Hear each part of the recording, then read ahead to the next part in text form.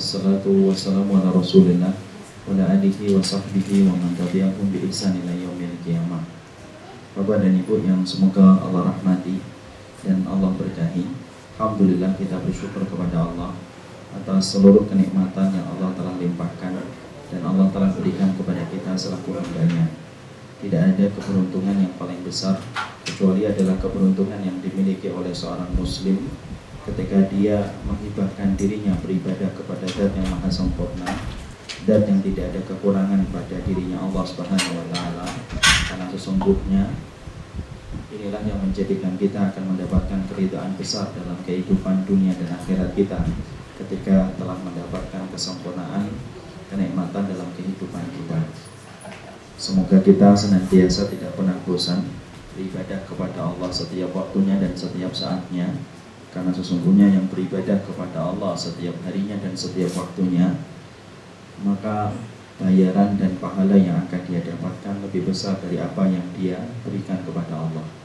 Semoga kita termasuk orang-orang yang tidak pernah kenyang dan tidak pernah bosan melakukan kebaikan, karena sesungguhnya sifat orang mukmin itu banyak. Di antara sifat orang mukmin itu adalah salah satunya tidak pernah kenyang mendapatkan kebaikan sampai dia menapakkan kakinya di surga. Rasulullah menyampaikan dalam hadis riwayat Tirmidzi, "Innal mu'min la yashba' min khairin yasma'uhu hatta yakuna muntahahu al-jannah." Seorang mukmin itu dia tidak akan pernah kenyang mendengarkan setiap kebaikan, melakukan setiap ketaatan, hatta yakuna sampai muntahahu, yaitu akhir dari segala perjalanannya, berakhir dengan menapakkan kaki di surga. Inilah yang semoga kita miliki. Semoga kita tidak terlalu sering kena futur, karena futur itu yang menyebabkan kita merasa kenyang dengan kebaikan dan ketaatan.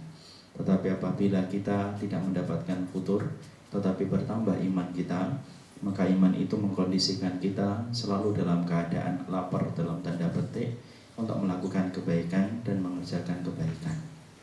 Semoga Allah memberkahi atas apa yang kita pelajari insyaallah dan kita amalkan.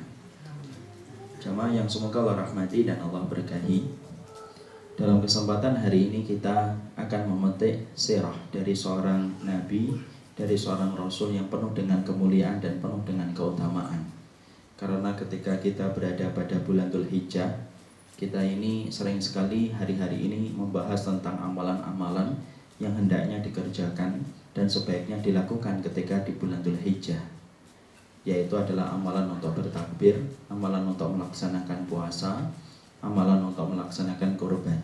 Tetapi terkadang justru jarang sekali kita bahas sirahnya Nabi Ibrahim alaihissalam. Tetapi padahal sirahnya Nabi Ibrahim adalah sirah yang cukup penting di antara sirah para nabi dan para rasul yang lainnya, karena di dalam kehidupan Nabi Ibrahim terdapat contoh bagi orang yang beriman, sebagaimana Rasulullah SAW menjadi contoh bagi orang yang beriman. Inilah yang menjadikan kita di dalam kesempatan pada bulan Dzulhijjah ini, kita ingin membahas tentang sirahnya Nabi Ibrahim alaihi salatu wassalam, supaya betul-betul kita mampu memetik berbagai macam faedah manis dalam kehidupan yang ditorehkan oleh Nabi Ibrahim dan Nabi Ismail. Karena sesungguhnya mereka adalah contoh sebagaimana Rasulullah dijadikan contoh bagi orang yang beriman oleh Allah Subhanahu wa taala. Inilah yang menjadi alasan kita bahwasanya bulan Dzulhijjah adalah bulan yang tepat untuk menggali setiap keutamaan dari sebuah sirah yang besar dari seorang nabi yang mulia, yaitu adalah Ibrahim alaihi salatu wassalam. Maka sebelumnya kita harus mengetahui tentang Nabi Ibrahim, bahwasanya Nabi Ibrahim adalah seorang nabi yang bergelar Khalilur Rahman, yaitu adalah bergelar sebagai kekasihnya Allah, dan yang memberikan status dan nama itu adalah Allah Subhanahu wa taala. Kita bisa membayangkan betapa besarnya makam yang dimiliki oleh Nabi Ibrahim sampai Allah saja menyebutnya sebagai seorang kekasih.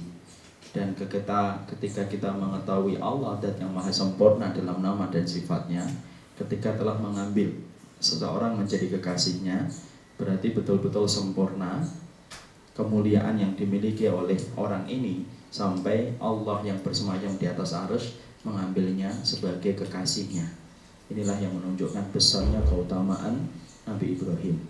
Makanya Imam Ibnu Taimiyah hingga berkata, tidak ada nabi yang mampu mendekati keutamaan Rasulullah SAW kecuali adalah Nabi Ibrahim. Tidak ada nabi yang mampu memberikan syafaat selain Rasulullah kecuali adalah Nabi Ibrahim alaihissalam, karena besarnya keutamaan yang dimiliki oleh beliau. Dan banyak sekali syariat-syariat yang ada pada kehidupan Nabi Ibrahim diteruskan oleh Nabi menjadi syariat dalam kehidupan kita. Syariat haji itu adalah syariat yang kita ambil dari syariatnya Nabi Ibrahim. Syariat udhiyah, korban, adalah syariat yang kita ambil dari syariatnya Nabi Ibrahim dan Ismail alaihissalam. Syariat khitan itu pun kita ambil dari syariatnya Nabi Ibrahim alaihissalam. Syariat dakwah itu pun kita ambil dari syariatnya Nabi Ibrahim alaihissalam. Disinilah kita mengetahui ini Nabi, bukan Nabi biasa, tetapi ini adalah Nabi yang mempunyai keutamaan, yang mana keutamaannya dekat sekali dengan keutamaan Rasulullah Sallallahu Alaihi Wasallam. Ya. Maka sebelum kita memetik berbagai macam faedah, maka kita harus luruskan dulu pemahaman, karena ternyata ada sebuah pemahaman yang kurang benar ketika kita menyebut tentang Nabi Ibrahim dan sirahnya. Dimana ketika kita waktu di SD, sering sekali kita mendengar bahwasanya Nabi Ibrahim adalah seorang nabi. Ketika saat itu waktu beliau lahir, beliau mencari Tuhannya sendiri. Kemudian beliau berada di gua, kemudian dia melihat bintang, di mana beliau menganggap bintang itu adalah Tuhannya. Lalu kemudian bintang itu hilang, lalu kemudian berganti dengan bulan, lalu dianggap bulan itu Tuhannya. Lalu berganti dengan matahari, lalu dianggap matahari itu adalah bulannya. Di situ kita dari kecil, semenjak kita kecil, maka kita telah memiliki pemahaman bahwasanya Nabi Ibrahim itu bahwasanya Nabi Ibrahim itu mencari Tuhannya. Padahal kalau kemudian kita perhatikan, apakah betul bahwasanya Nabi Ibrahim adalah seorang nabi yang di waktu kecilnya itu mencari Tuhan? Tapi sebelum kita membahas itu, saya yakin mungkin insya Allah sama, yang lainnya juga masih meyakini yang semacam itu. Kalau kita masih meyakini hal yang sama, berarti guru agama kita sama insya Allah, ya. Tetapi sekolahnya beda. Sekarang mari kita bedah bagaimana pemahaman ini benar ataukah tidak. Apakah Nabi Ibrahim adalah seorang nabi yang mencari Tuhannya ataukah tidak. Mari kita buka di dalam Al-Quran.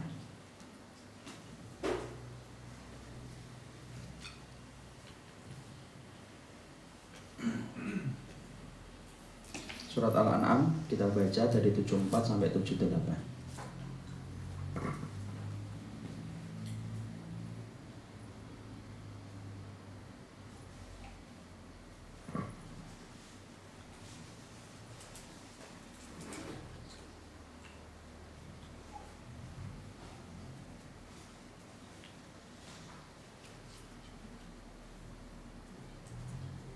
Sudah? Sekarang mari kita baca. Sudah Bapak baca artinya. Bismillahirrahmanirrahim. Dan ingatlah di waktu Ibrahim berkata kepada bapaknya, Azar, pantaskah kamu menjadikan berhala-berhala sebagai Tuhan-Tuhan? Sesungguhnya aku melihat kamu dan kaummu dalam kesesatan yang nyata. Dan demikianlah kami perlihatkan kepada Ibrahim tanda-tanda keagungan kami yang terdapat di langit dan bumi. Dan kami memperlihatkannya agar dia termasuk orang yang yakin. Ketika malam telah gelap, dia melihat sebuah bintang, lalu dia berkata, inilah Tuhanku. Tetapi tatkala bintang itu tenggelam, dia berkata, saya tidak suka kepada yang tenggelam. Kemudian tatkala dia melihat bulan terbit, dia berkata, inilah Tuhanku. Tetapi setelah bulan itu terbenam, dia berkata, sesungguhnya jika Tuhanku tidak memberi petunjuk kepadaku, pastilah aku termasuk orang yang sesat. Kemudian tatkala ia melihat matahari terbit, dia berkata, inilah Tuhanku, ini yang lebih besar. Maka tatkala matahari itu terbenam, dia berkata, hai kaumku, sesungguhnya aku berlepas diri dari apa yang kamu persekutukan. Mari kita bedah dulu ayat ini, karena ayat ini sering sekali dijadikan dalil dan dijadikan hujjah oleh sebagian besar kaum muslimin, di mana mereka meyakini dan beranggapan bahwasanya Nabi Ibrahim adalah prosesnya mencari Tuhan sampai ketemu dengan Allah Subhanahu wa taala. Berdasarkan kepada surat Al-An'am 74 sampai 78. Inilah yang dijadikan sandaran oleh sebagian besar dari kaum muslimin ketika mereka tidak berpindah di satu keyakinan. Nabi Ibrahim itu dulunya tidak mengenal Allah, sampai Allah bimbing supaya Nabi Ibrahim akhirnya kenal dengan Allah. Maka sesungguhnya pemahaman yang mengatakan bahwasanya Nabi Ibrahim itu mencari Tuhan, itu pada dasarnya adalah pemahaman yang kurang benar, disebabkan dengan 5 alasan. 5 alasan ini apa? Yang pertama, yaitu adalah yang dijelaskan oleh Imam Ibnu Katsir. Imam Ibnu Katsir itu menjelaskan yang pertama, konteksnya di dalam surat Al-An'am 74-78 tidak ada di dalam penjelasan ayat tersebut bahwasanya ada konteks keterangan bahwasanya Nabi Ibrahim itu mencari Tuhan. Tetapi konteksnya adalah ketika kita memahami pada ayat yang ke-74, yaitu adalah ketika Nabi Ibrahim berdialog kepada bapaknya, lalu kemudian Ibrahim berkata, "Atatakhidu asnaman alihatan inni araka wa qaumaka fi dhalalin mubin." Sesungguhnya, apakah kamu menjadikan Tuhan sesembahan yang kamu pahat sendiri yang tidak memberikan manfaat? Sesungguhnya engkau wahai ayahku dan kaummu berada dalam kesesatan yang nyata. Di sini kemudian kita mendapati perkataan Imam Ibnu Katsir, wal haq, yang benar adalah di sini tidak ada keterangan bahwasanya Nabi Ibrahim itu mencari Tuhan. Tetapi yang benar adalah sesungguhnya Nabi Ibrahim sedang berdebat, sedang menjelaskan dalam bentuk dialog kepada bapaknya dan kepada kaumnya bapaknya, bahwasanya apa yang dilakukan oleh kaum bapaknya itu adalah sesuatu yang salah.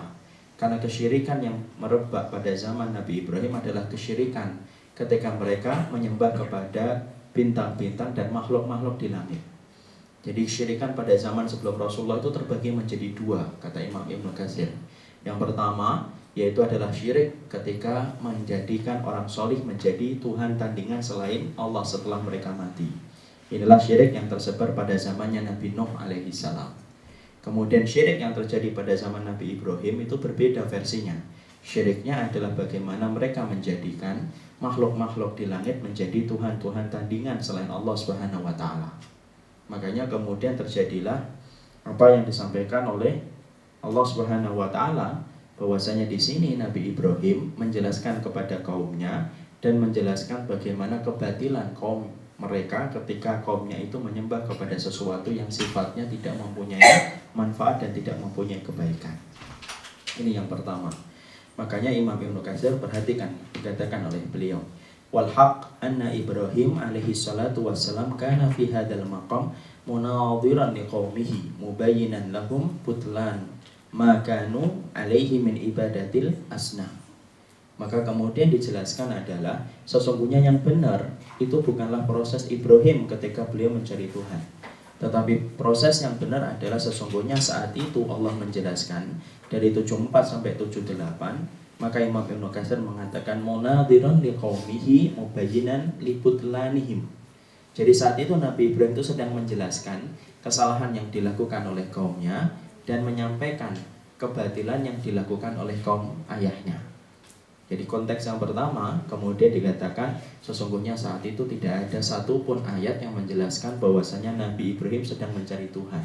Tapi yang benar konteksnya adalah Nabi Ibrahim sedang berdialog kepada kaum ayahnya tentang segala kesesatan yang dilakukan oleh mereka ketika mereka menggantungkan harapan kepada makhluk di langit.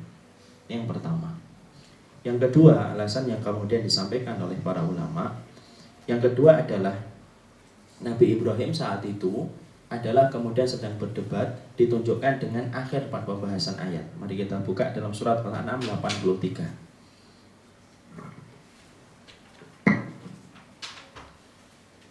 Wa tilka hujjatuna atainaha Ibrahim ala qaumihi.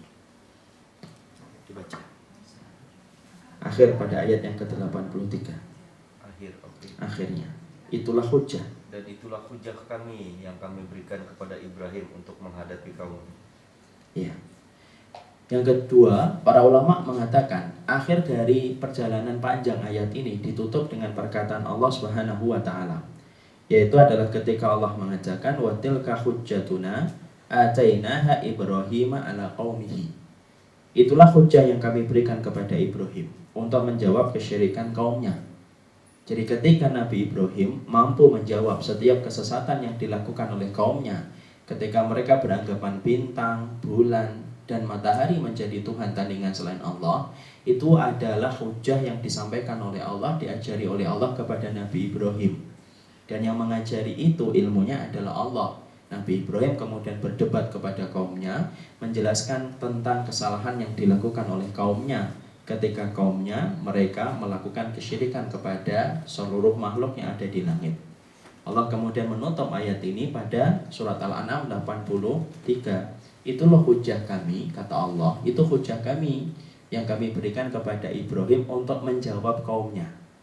Berarti ini mempertegas dari apa yang disampaikan oleh oleh Imam Ibnu Katsir, bahwasanya yang dilakukan oleh Nabi Ibrahim tidak dalam konteks mencari Tuhan, tapi konteksnya adalah Nabi Ibrahim sedang berdebat kepada kaumnya.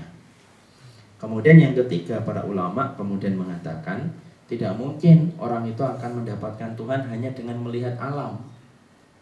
Karena sesungguhnya apa? Proses untuk mendapatkan Allah Subhanahu wa taala adalah proses yang kemudian diturunkan karena hidayah. Tidak mungkin orang itu melihat alam kemudian dia akan mendapatkan langsung bahwasanya dia langsung tahu ini Allah, ini yang di belakang semua ini. Semua orang itu ketika mendapatkan Allah menjadi Rabb yang dia sembah dan tidak berbuat syirik, itu merupakan bagian dari hidayah yang Allah turunkan, bukan karena melihat alam. Ya, karena apa? Kekuatan akal hanya menghantarkan kita kepada satu kesimpulan, tetapi akhirnya sampai mendapatkan hidayah itu adalah Allah yang menentukan. Mari kita buka surat Al-An'am 77.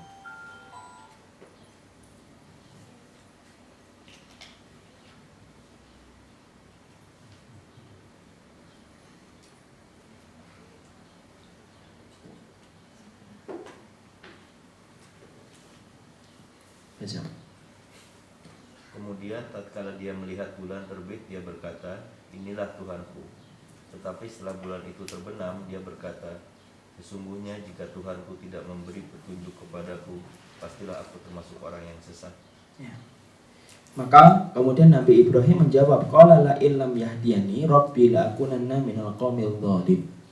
Maka Nabi Ibrahim berkata, sesungguhnya jika Allah tidak memberikan petunjuk kepadaku, pastilah aku menjadi orang yang sesat. Disinilah kemudian para ulama menyampaikan alasan yang ketiga. Tidak mungkin Nabi Ibrahim akan mendapatkan petunjuk tentang Allah hanya dengan melihat alam, hanya melihat bintang, hanya melihat bulan. Tetapi sesungguhnya Nabi Ibrahim akhirnya sampai kepada hidayah, selamat dari apa yang disembah oleh kaum yang hidup pada masanya, disebabkan karena hidayah yang Allah turunkan kepada Nabi Ibrahim. Dan Nabi Ibrahim sendiri yang menegaskan itu, li'ayyahdiyani rabbi, kalau bukan karena Rabbku yang memberikan petunjuk kepada diriku, maka sesungguhnya aku menjadi orang yang menjadi bagian kaum yang tersesat.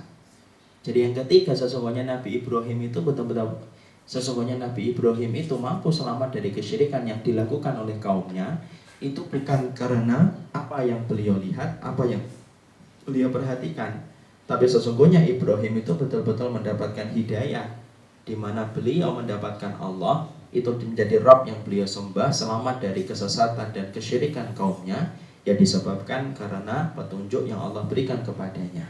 Dan inilah yang menjadikan akhirnya kesimpulan yang ketiga, sesungguhnya Nabi Ibrahim itu tidak mencari Tuhan ketika dia mendapatkan hidayah bertemu dengan Allah yang dia sembah.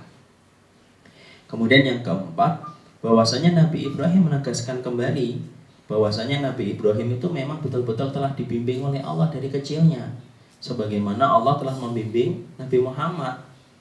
Seorang Nabi dan seorang Rasul itu mungkin apa tidak kalau kemudian dari kecilnya dibiarkan oleh Allah, kemudian gede-gedenya dikasih tugas kenabian? Ya, tidak mungkin.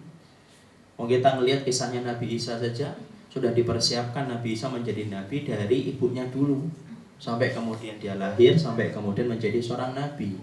Nabi Muhammad pun dimulai dari beliau lahir sampai kemudian dibersihkan dadanya, kemudian diselamatkan dan dijaga dari kesesatan kaumnya, sampai kemudian beliau bertahanus bermalam-malam di gua Hira. Tidak mungkin Allah itu akan membebankan kepada seorang manusia tugas yang sangat berat menjadi nabi dan rasul, tetapi Allah biarkan dia mencari-cari dulu, baru setelah itu kemudian Allah berikan kepadanya tugas kenabian. Ini kan kelihatannya tidak masuk akal. Makanya kemudian yang membimbingnya itu siapa? Allah. Makanya dalam surat Al-Anbiya lebih jelas lagi apa yang disampaikan oleh Allah Subhanahu wa taala. Kita buka surat Al-Anbiya 51.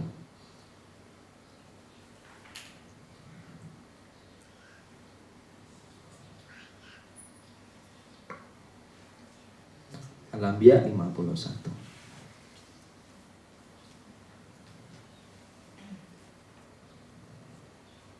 Ya. Dan sesungguhnya telah kami anugerahkan kepada Ibrahim hidayah kebenaran sebelum Musa dan Harun, dan adalah kami mengetahui keadaannya. Teruskan. Ketika Ibrahim berkata, ingatlah ketika Ibrahim berkata kepada bapaknya dan kaumnya, patung-patung apakah ini ya yang kamu tekun beribadat kepadanya? Mereka menjawab, kami mendapati bapak-bapak kami menyembahnya. Ibrahim berkata, sesungguhnya kamu dan bapak-bapakmu berada dalam kesesatan yang nyata. ya. Pada ayat ini kemudian mempertegas yang keempat, bahwasanya yang membimbing Nabi Ibrahim itu adalah Allah semenjak beliau kecil. Mana dalilnya? Dalilnya adalah apa yang Allah sampaikan ketika Allah berfirman dalam surat Al-Anbiya 51. Walaqad ataina Ibrahima rusydahu min qabl. Kami yang memberikan kepada Ibrahim sebelumnya itu adalah rusydah. Rusydah itu apa? Petunjuk. Jadi mungkin nggak kalau ada orang yang diberikan petunjuk kemudian dia mencari-cari Tuhan setelahnya? Ya nggak mungkin. Allah yang memberikan petunjuk, yang menjadikan Nabi Ibrahim mengetahui tentang Allah dari semenjak kecilnya. Dia sudah yakin kepada Allah, lalu diberikan oleh Allah ilmu sampai mampu mendebat kaumnya supaya kaumnya berpikir tentang kesalahan mereka ketika mereka menyembah kepada Allah. Ini sudah kemudian ada ini semakin memperkuat tentang sebuah pemahaman untuk meluruskan pemahaman kita selama ini. Mungkin kita kalau ada umurnya 47, mungkin selama 47 tahun kita menganggap Nabi Ibrahim itu mencari-cari Tuhan baru ketemu dengan Allah. Padahal ternyata yang disampaikan oleh para ulama berbeda dengan apa yang dulunya kita dapatkan. Sekali lagi, tidak ada satu tujuan ketika menyampaikan ini supaya mengkoreksi dulu. Kalau sudah bicara tentang Ibrahim itu, kita harus paham dulu bahwasanya Nabi yang mulia, yang kedudukannya dekat dengan Rasulullah, bukanlah dia seorang anak yang dulunya mencari Tuhan kemudian ketemu begitu saja. Tidak mungkin.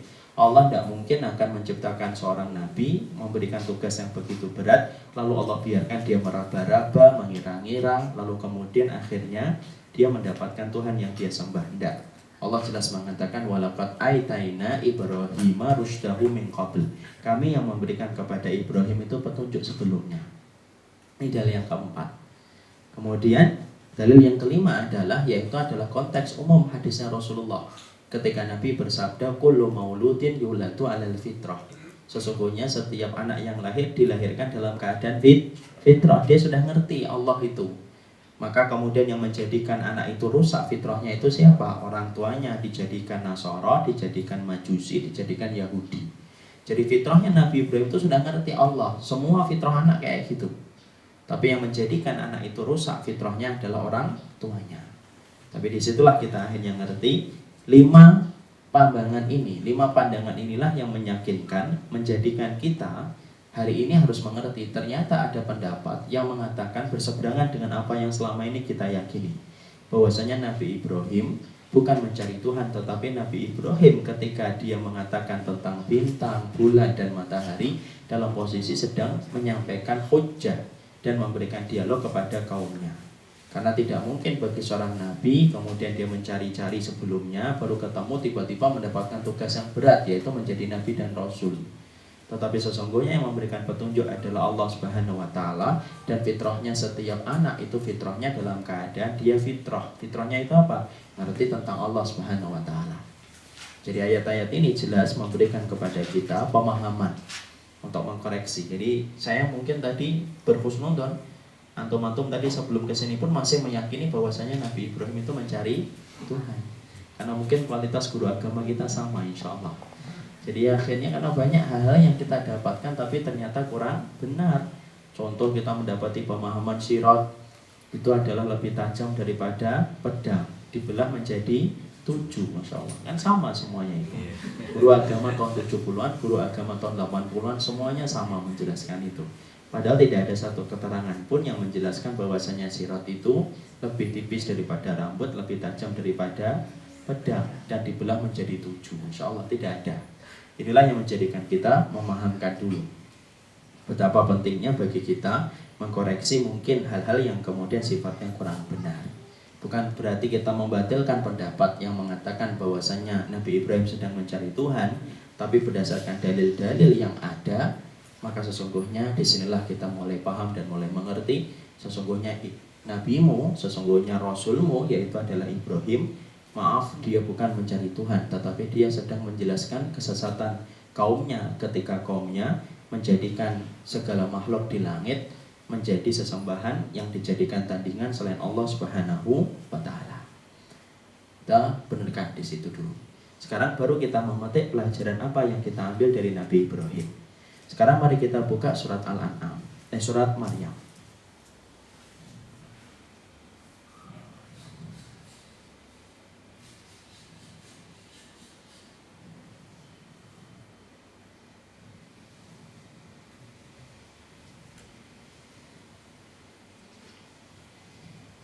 Sudah? Surat Maryam 42. Surat Maryam 42. Maryam. Kita ngambil pelajarannya. Insya Allah kalau waktu memungkinkan kita ambil 10 faedah. Karena sesungguhnya Nabi Ibrahim memiliki banyak faedah. Kalau kemudian kita pernah mendapati satu tulisan yang ada sekitar sampai 40 faedah manis yang dimiliki oleh Nabi Ibrahim. Tapi dalam kesempatan hari ini kita akan membahas dari waktu dan kesempatan yang ada. Insya Allah moga-moga 10 tercukupi untuk memetik faedah manis dari kisahnya Nabi Ibrahim alaihi salatu wassalam. Karena kita buka surat Maryam 42. Ingatlah ketika ia berkata kepada bapaknya, "Wahai bapakku, mengapa kamu menyembah sesuatu yang tidak mendengar, tidak melihat, dan tidak dapat menolong kamu sedikitpun? Wahai bapakku, sesungguhnya telah datang kepadaku sebahagian ilmu pengetahuan yang tidak datang kepadamu. Maka ikutilah aku, niscaya aku akan menunjukkan kepadamu jalan yang lurus." Ya. Di dalam surat Maryam 42, "Idqala li abihi ya abati lima ta'budu ma la yasma' wa la yubsir wa la yughni 'anka syai'an." Di sini kita mendapati sebuah penjelasan yang disampaikan oleh Nabi Ibrahim. Allah mengabadikan sebuah dialog yang terjadi di antara seorang nabi dengan ayahnya. Yaitu adalah idqala li abihi, ketika kemudian Nabi Ibrahim itu berkata kepada ayahnya. Siapa ayahnya? Azza, pemahat patung dan pembuat patung. Maka kemudian dia berkata kepada ayahnya, "Lima ta'budu ma la yasma' wa la yubsir." Kenapa kamu itu menyembah kepada Tuhan yang tidak mampu mendengar dan tidak mampu melihat? Wala yughni 'anka syai'an, dan tidak mampu memberikan manfaat kepada dirimu sedikit pun. Maka sesungguhnya ayat yang pertama ini memberikan banyak sekali faedah yang kita petik di antara samudra ilmu yang disampaikan oleh kalangan mufassirin. Yang pertama yang kita petik dari ayat ini adalah sesungguhnya orang yang beriman, tidaklah mereka itu beriman sebagaimana imannya para nabi dan para rasul, kecuali mereka pasti memiliki musuh. Itu adalah hakikat dan fitrah keimanan ketika kita meretas jalan sebagaimana apa yang diretas oleh para nabi dan para rasul. Supaya kemudian ketika kita mengetahui poin ini, supaya kita tidak cepat kaget. Kok tiba-tiba ketika kita ingin beriman, ketika ingin benar, kok tiba-tiba banyak orang yang mereka menjadi musuh dalam kehidupan kita. Kok banyak orang yang kemudian memusuhi kita, padahal kita hanya ingin benar di hadapan Allah, dan kita ingin mengkoreksi sendiri kehidupan kita yang kita lihat banyak kesalahan dan banyak kekurangan. Maka sesungguhnya musuh itu Allah ciptakan bagi kehidupan kita tidak lain dan tidak bukan untuk menguji sebesar apa cinta kita kepada Allah. Kalaulah bukan karena musuh yang Allah siapkan, maka sesungguhnya manusia tidak akan kelihatan mana yang berkualitas di dalam mencintai Allah dan mana yang kemudian berkualitas ketika mencintai Allah. Dan ingat, yang mempersiapkan musuh itu bukan ustadz, bukan seorang tetangga, bukan pula seorang guru, tetapi yang menciptakan musuh dalam kehidupan kita hanyalah Allah Subhanahu wa taala untuk menguji orang yang beriman di dalam kehidupan dunia, karena memang tempatnya ujian untuk orang yang beriman. Mari kita buka surat Al-An'am 112.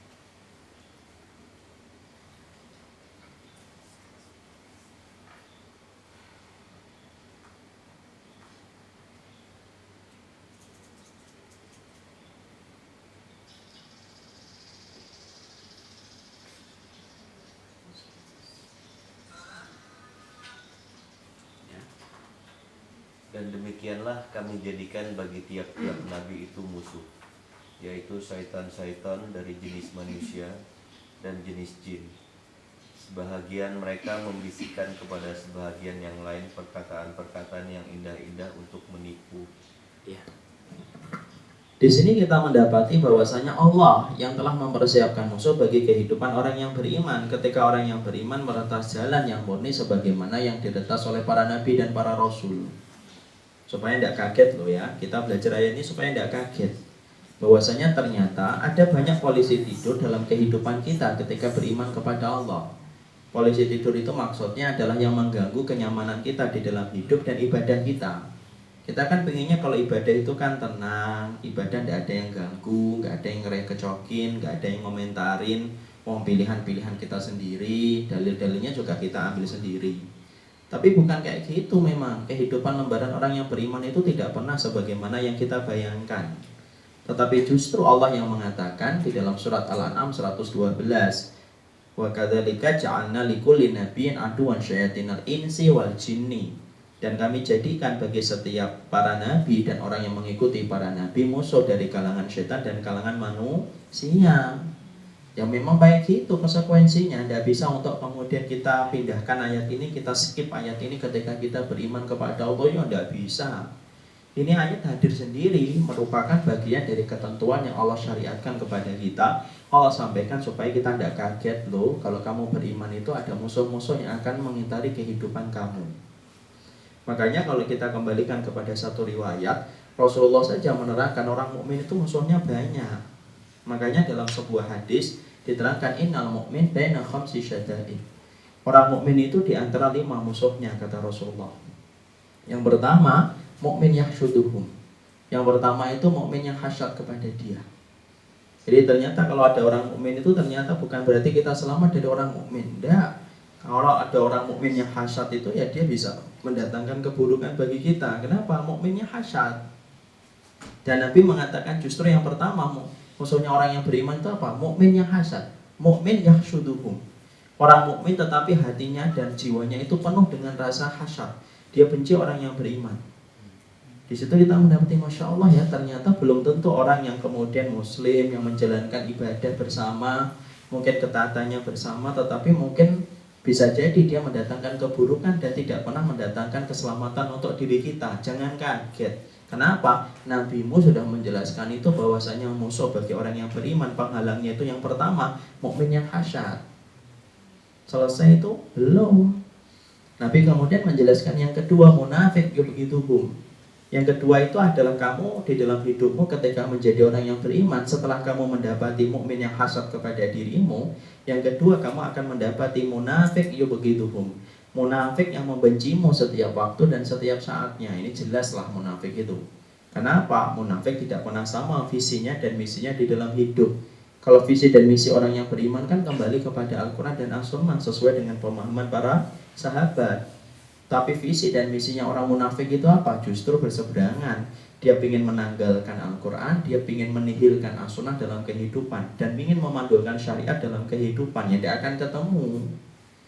Dan orang-orang munafik dipaksa untuk mencintai orang yang beriman itu yang tidak bisa. Itu sebagaimana mengharapkan onta masuk ke dalam lubang jarum. Tidak akan mampu. Orang munafik itu meridai orang yang beriman itu tidak akan mampu. Makanya kita kan sering mendapatkan penjelasan orang munafik itu hatinya lebih parah daripada hati orang kafir. Kenapa? Karena sesungguhnya disebut dengan mangkus. Mangkus itu gini loh. Hatinya orang munafik itu, mangkus itu terbalik. Mau dikasih apapun kalau terbalik itu kan tidak masuk. Mau dikasih teh muntah, dikasih kopi muntah, dikasih sirup muntah. Kenapa? Terbalik. Saking bencinya kepada Allah dan Rasulnya, Allah jadikan hatinya terbalik. Maka setiap ayat dan setiap hadis walaupun dia dengarkan tidak pernah menembus ke dalam hati dan sanubarinya karena kondisinya sudah terbalik kayak gini. Makanya ibu dan bapak jujur deh melihat. Pernah nggak kita sering dengar nggak orang munafik tobat? Jarang. Biasanya munafik itu digigit sampai dia mati. Beda dengan orang kafir. Orang kafir itu banyak di antara mereka ketika hatinya terkunci, terbuka kalau Allah menghendaki, dan mereka banyak yang masuk Islam. Hari ini kan kita sering dapati berbondong-bondong orang masuk Islam kan?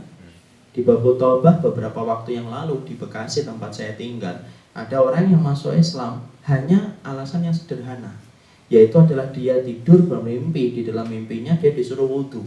Bangun-bangun dia mencoba untuk menolak dan melupakan mimpi yang dia lihat. Beberapa hari kemudian tidur kembali, mimpi kembali, disuruh wudhu.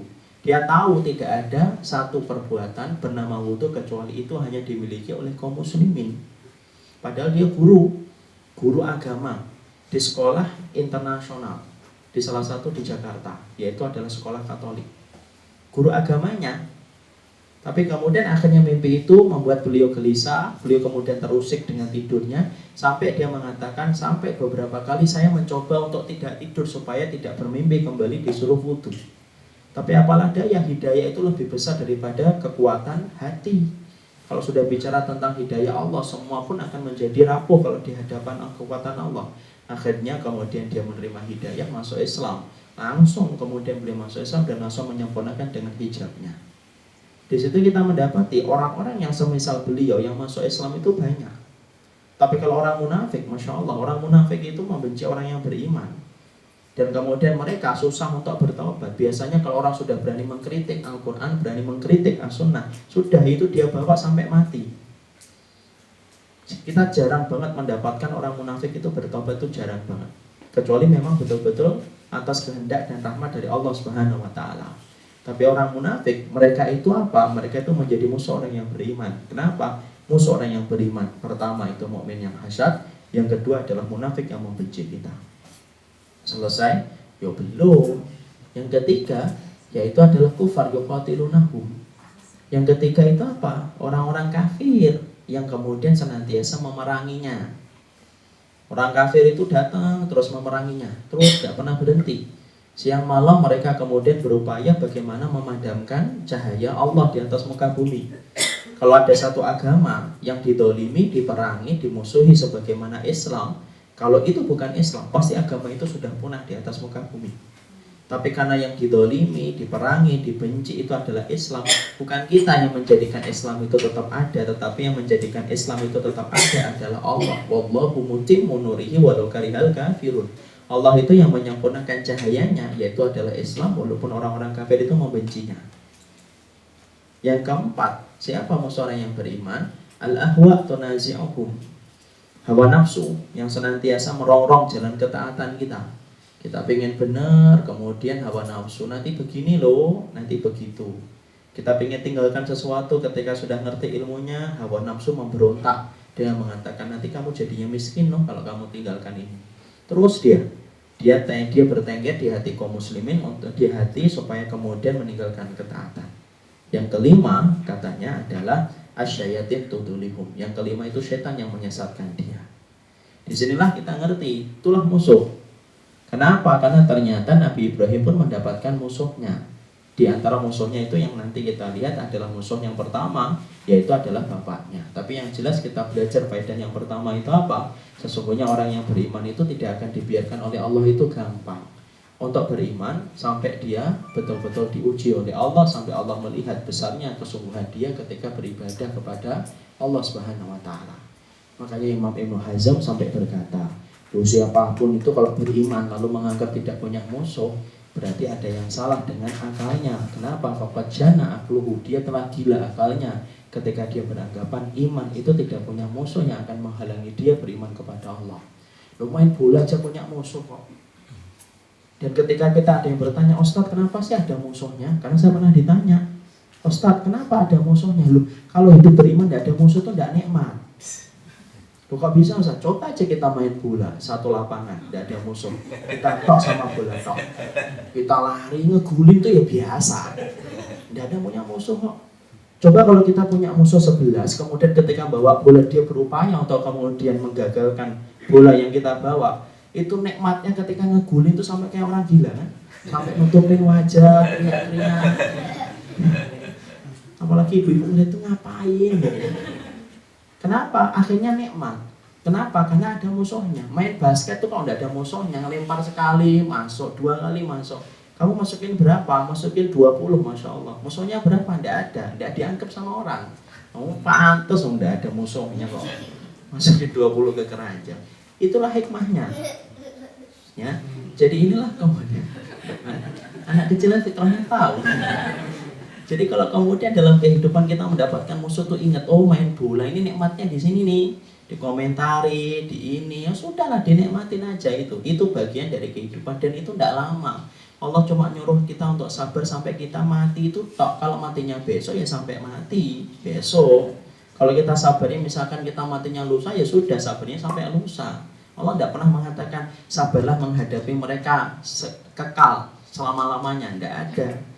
Kamu sampai mati saja, sudah sampai mati sudah, tidak ada lagi kemudian kamu untuk kemudian kesabaran. Makanya kalau sudah meninggal dunia kan tidak ada syariat sabar kan. Orang dikumpulin oleh Allah di padang mahsyar, sabar ya, tidak ada syariat sabar ketika sudah di padang mahsyar. Simple, ringkas, sederhana. Tapi contoh main bola dan contoh main basket itu jelasin kenapa sih kita itu kok ada musuh. Karena ketika dulu saya udah lama nerangkan ini, ada yang protes, kenapa sih Allah nyiptakan musuh, Ustaz? Dulu nggak diciptakan musuh, mana nikmat kita bersandar kepada Allah. Mana nikmat kita kemudian akan merasakan bagaimana teman-teman yang soleh yang mendampingi kita. Mana akan terasa nikmat kemudian kita akan berada di dalam kebaikan ketika terikat dengan Allah. Dengan adanya musuh, semua kenikmatan itu lahir. Dan itulah yang Allah ciptakan hikmah. Sampai musuh pun ada hikmahnya. Makanya Allah itu pantas kalau memberikan namanya adalah Al-Hakim. Apa Al-Hakim? Maha hikmah, maha bijaksana. Karena apa? Ternyata apapun yang disyariatkan oleh Allah itu ada hikmahnya. Sampai musuh yang kita benci saja, ternyata itu memiliki hikmah dalam kehidupan kita. Itu pelajaran pertama. Pelajaran yang kedua dalam surat Al-An'am 42 itu apa? Pelajaran yang kedua dalam surat Al-An'am 42 itu jangan kaget loh kalau ternyata musuh itu datang dari lingkaran pertama kehidupan kita, yaitu keluarga kita. Karena kita sering menganggap ya kadang-kadang musuh saya itu lingkarannya jauh, lingkaran 3, 4, 5 yang jauh dari keluarga kita. Salah. Bahwasanya kita mendapati bahwasanya lingkaran musuh itu terkadang datang dari keluarga kita yang paling dekat. Mari kita membandingkan dua ayat, yaitu surat At-Taubah 24 dan surat At-Tahrim ayat yang ke-6. Yang mudah sekarang, buka Quran yang mana? At-Taubah dulu yang 24.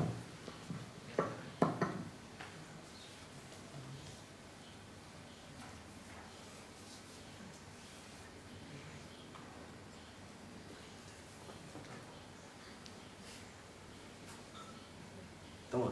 Abu Lutfi dibaca.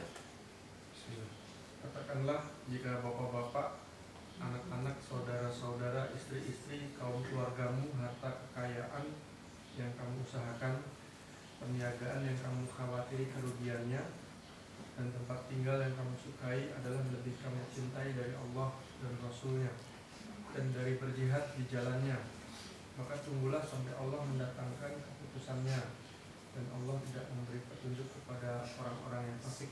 Itu ayat surat At-Taubah 24. Sebelum kita buka surat At-Tahrim, saya nanya, Allah menyebutkan kata keluarga pada ayat ini dalam bentuk terperinci atau dalam bentuk global? Terperinci, bukan dalam bentuk global. Sekarang mari kita buka surat At-Tahrim ayat yang ke-6. Udah daripada lama saya bukain aja. Ya ayyuhalladzina amanu qu anfusakum wa ahlikum nar. Apa artinya? Ya ayyuhalladzina amanu. Apa artinya? Kalau enggak tahu bangetan ya. Kemudian qu anfusakum. Apa? Jagalah diri kalian, peliharalah diri kalian. Wa qu anfusakum wa ahlikum, keluargamu. Naron, dari api neraka. Kita mengetahui dalam surat At-Tahrim ayat yang ke-6, Allah menyebutkan kata keluarga itu dalam bentuk global atau dalam bentuk terperinci? Dalam bentuk global. Padahal ketika Allah menerangkan dalam surat At-Taubah yang ke-24, Allah menerangkan secara terperinci 8 perkara yang menghalangi kita beriman sama Allah. 5 itu datang dari keluarga loh. Tidak main-main. 5 dari 8, tidak main-main. Itu berarti kemudian berapa persen? 80-70%-nya. Maka kemudian Allah sampai sebutkan terperinci. Katakanlah jika anak-anakmu, orang tuamu, saudara-saudaramu, lalu kemudian istri-istrimu atau suami-suamimu, dan kemudian keluarga besarmu. Masya Allah disebutkan 5. Dan Allah sebutkan dalam bentuk yang sangat terperinci. Kenapa Allah sebutkan pada surat At-Taubah 24 terperinci, sedangkan pada surat At-Tahrim ayat yang ke-6 Allah sebutkan dalam bentuk global ketika kita diperintahkan untuk menjaga. Tapi ketika Allah menerangkan, ini loh orang yang menghalangi kamu dari ibadah, Allah terangkan dalam bentuk terperinci. Ahlul ilmi berkata, karena sesungguhnya besarnya kemungkinan anggota keluarga kita itu menjadi penghalang kita beribadah kepada Allah dengan cara yang benar.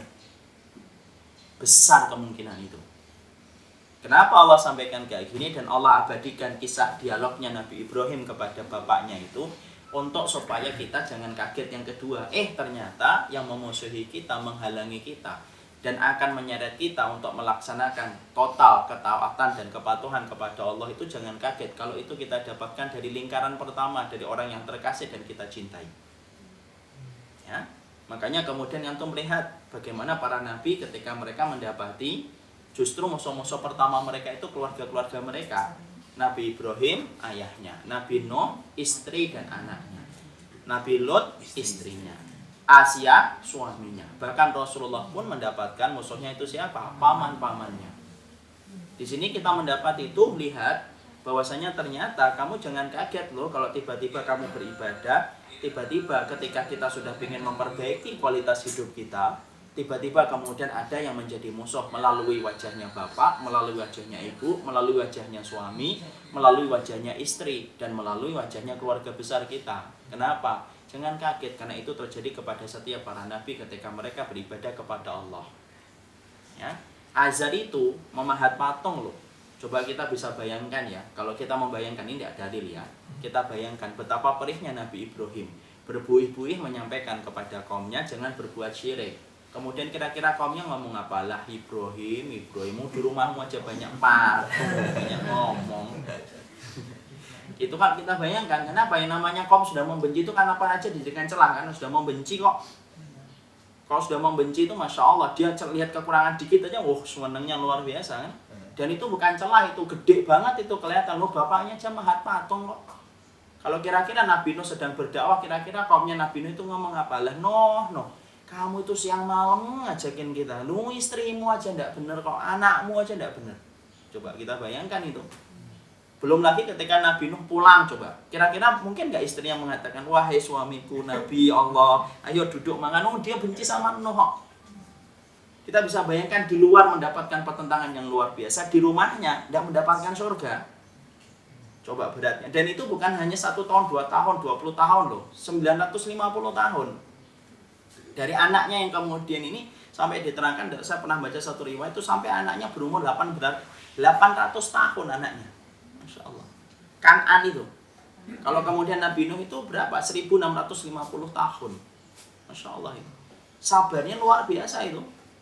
Coba kemudian Nabi Nuh ada yang memberikan nasihat, sabar ya sama istrinya. Saya sabar 1650 tahun.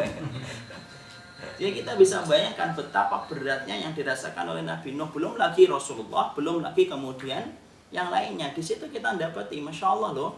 Jangan kita anggap bahwasanya ketika kita mendapati musuh, bahwasanya musuh itu datang dari tempat-tempat yang jauh. Enggak, kadang-kadang Allah selipkan itu. Musuh-musuh Allah selipkan di lingkaran pertama itu. Makanya sampai Allah turunkan surat At-Taubah 24. Qul in kana aba'ukum wa abna'ukum wa ikhwanukum wa azwajukum wa ashiratukum. 5-5-nya disebutkan detail oleh Allah, tidak disebutkan dalam bentuk global.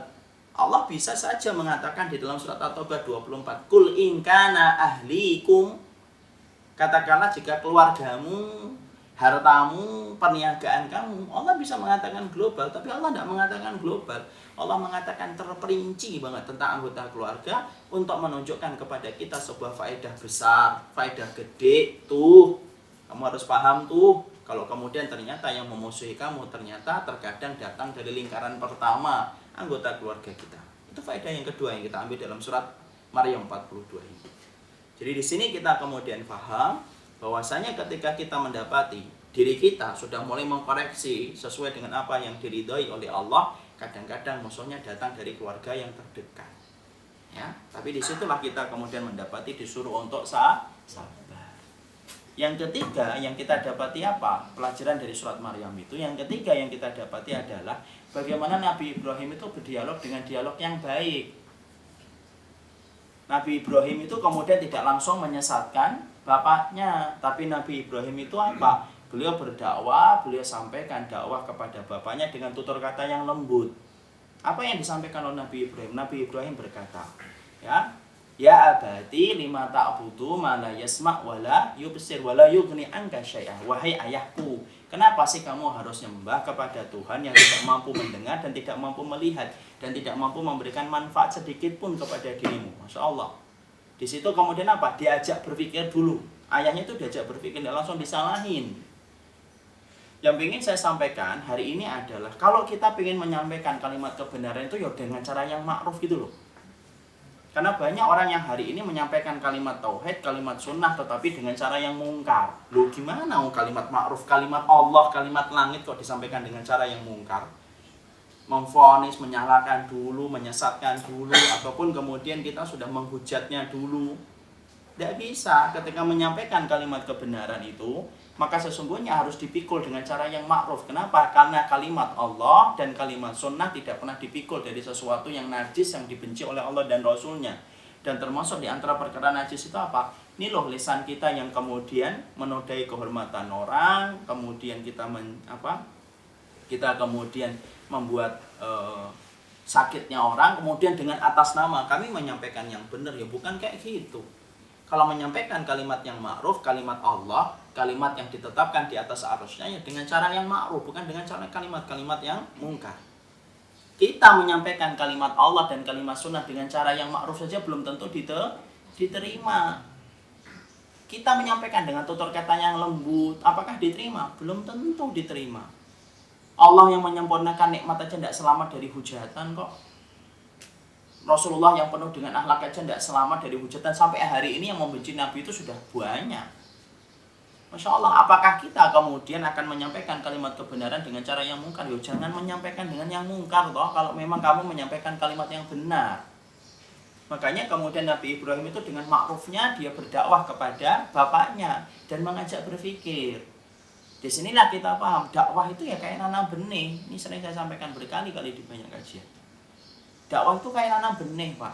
Sebagaimana benih itulah yang ditanam oleh Nabi Ibrahim supaya membuka hatinya bapaknya, supaya bapaknya itu menerima akidah gitu loh. Ini tidak benar nih, Pak. Dia nanam benih.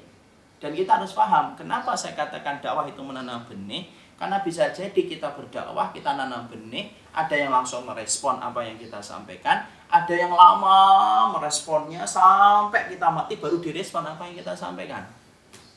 Ada yang kemudian sampai kita kemudian mati, dan sampai dia mati, dia tidak pernah merespon apa yang kita sampaikan. Tapi jangan khawatir, Rabbmu yang Rahman tidak pernah menentukan kewajiban antum dan saya untuk menentukan hasil. Tapi Zat yang Rahman itu tahu bahwasanya kita tidak mampu menentukan dan memahat hasil. Tetapi kita hanya mampu untuk kemudian merangkai ikhtiar. Tidak bisa kita memahat hasil. Kita hanya mampu untuk merangkai ikhtiar.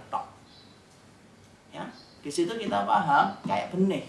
Kenapa saya sampaikan ini? Ini ada kisah nyata ini. Ada seorang bapak-bapak ketika habis kajian cerita dia. Dulu Ustaz, bapak saya pernah menyampaikan kajian tentang ini Ustaz. Tapi dulunya saya tidak pernah mendengarkan. Tidak pernah saya itu memperdulikan apa yang disampaikan bapak kepada saya. Kenapa? Kesibukan saya kerja, kesibukan saya ngejar karir. Sampai satu waktu Allah menakdirkan bapak saya meninggal dunia, terbujur kapus. Saya lihat semua yang diomongin bapak itu berputar-putar di pikiran saya. Sampai akhirnya berkata, saatnya saya itu membalas kebaikan bapak dengan menjadi orang yang sholih. Masya Allah. Justru kapan? Justru ketika bapaknya meninggal. Bapaknya mungkin seumur hidup tidak pernah melihat anaknya ini berubah. Tapi justru kemudian benih itu karena tumbuh di hati yang gersang, tapi ketika disampaikan terus, akhirnya kemudian apa? Baru tumbuh. Kapan? Ketika bapaknya itu meninggal dunia. Kita ini kayak petani tapi tidak pernah tahu kapan musim panen. Ingat, kita ini kayak petani, tapi kemudian bedanya kita dengan petani itu apa? Bedanya adalah kalau petani 3 bulan dia ngerti itu musim panen. Kalau kita ketika berdakwah kayak petani nanam benih, tapi kita tidak pernah tahu musim panen kita ini kapan. Ada yang langsung merespon kita, alhamdulillah. Ada yang meresponnya lama. Ada ibu-ibu tuh di Pamulang itu, yang kemudian dia setiap disebutkan tentang suami beliau itu sedih. Kenapa? Karena suaminya sudah meninggal dunia, kecelakaan di dalam pesawat ketika menjadi pilot. Tapi kemudian akhirnya dia ingat aja kebaikan suaminya, apa yang disampaikan suaminya itu kapan? Justru ketika suaminya itu sudah meninggal, baru dia itu, ya Allah ternyata saya kurang banget ketika dulu khidmah kepada suami saya. Justru ketika suaminya hidup, dia malah merasa apa? Dulu merasa inilah suaminya kurang beginilah suaminya. Tapi setelah meninggal, Baru kemudian sang istri itu merasa, Masya Allah ya, ternyata tidak ada laki-laki sebaik suami saya. Justru dirasakan kapan? Ketika suaminya sudah tidak mampu menjawab panggilannya ketika dia memanggil suaminya. Kita tidak pernah tahu. Sekali lagi, Allah tidak pernah memerintahkan kita untuk memahat hasil, tapi Allah itu hanya memerintahkan kita untuk merangkai ikhtiar. Kenapa? Allah itu Rahman. Karena Allah tahu manusia itu lemah, makanya Allah tidak pernah perintahkan kita untuk memahat hasil. Ya namanya dakwah itu apa lagi? Ya makanya kalau kita lihat Nabi Ibrahim, Nabi Nuh, Nabi Lut, Nabi Muhammad, kalau kita lihat secara kasat mata logika kita, gagal segagal-gagalnya. Umpamanya tuh Rasulullah itu setidaknya 3 kok yang kemudian musyrik, Abu Jahal, Abu Lahab, Abu Thalib.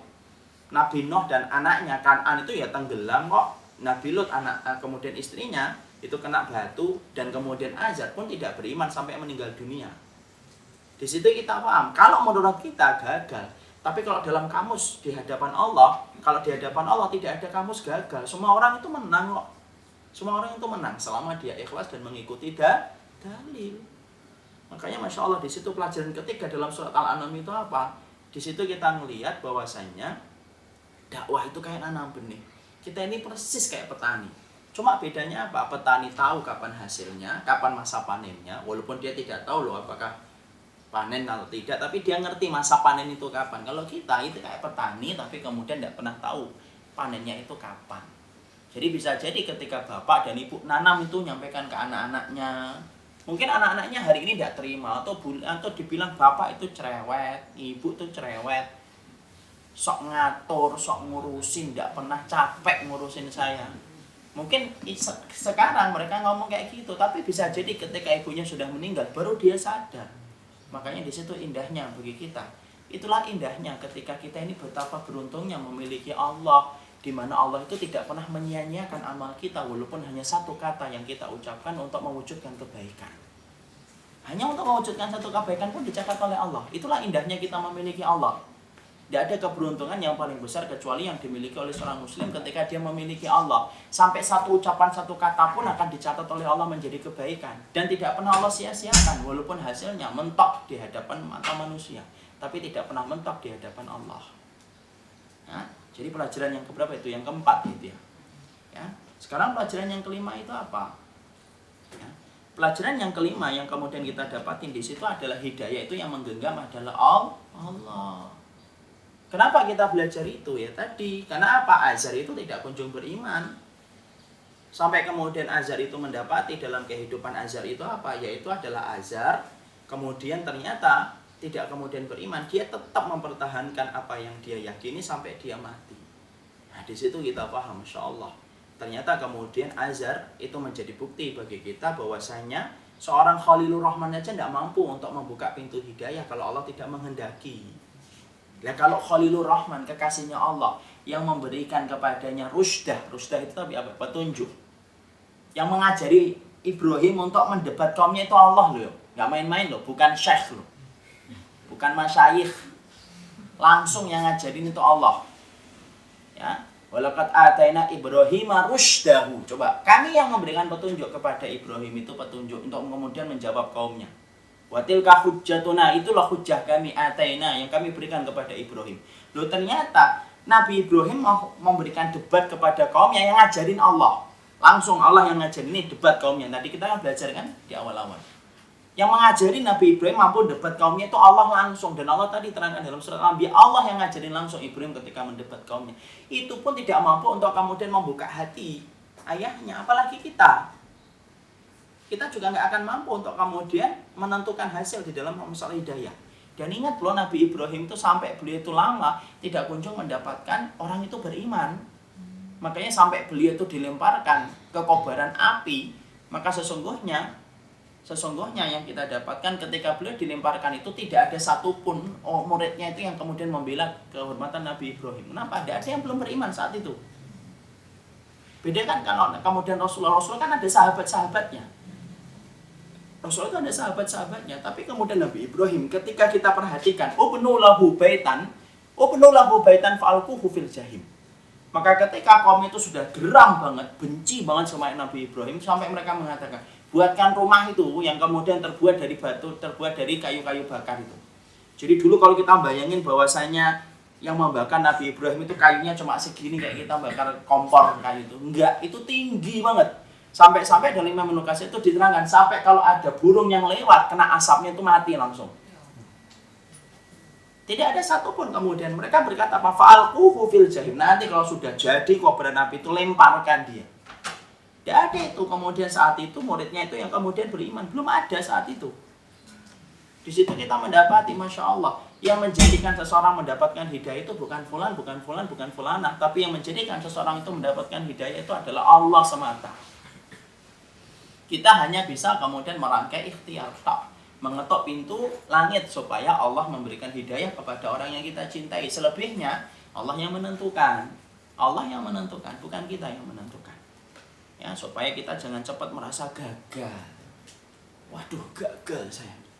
Ternyata saya ngaji, ternyata tidak bisa merubah dia. Bukan itu gagalnya. Gagal itu ketika kamu tidak sabar, lalu kemudian kamu berputus asa, itu baru gagal. Tapi selama kemudian kita istiqomah, kita nyampaikan, walaupun akhirnya tidak mampu membuka pintu hatinya untuk meraih hidayah, Masya Allah, kamu tidak pernah gagal di hadapan Allah selama kita bersabar di hadapan Allah. Tidak ada kamus gagal, tidak ada kamus kalah bagi orang yang ikhlas dan ittiba. Itu yang dikatakan oleh Syekh Nasir Umar. Beliau mengatakan tidak ada kamus gagal dan tidak ada kamus kalah bagi orang yang telah ittiba dan telah kemudian ikhlas. Yang gagal itu siapa? Orang yang tidak ittiba. Yang gagal itu siapa? Orang yang tidak pernah ikhlas itu orang yang gagal. Ya, itu pelajaran yang pertama yang kita petik dari kisahnya Nabi Ibrahim alaihissalam. Lalu kemudian yang kedua yang kita petik dari kisahnya Nabi Ibrahim itu, mari kita buka di dalam Al-Quran.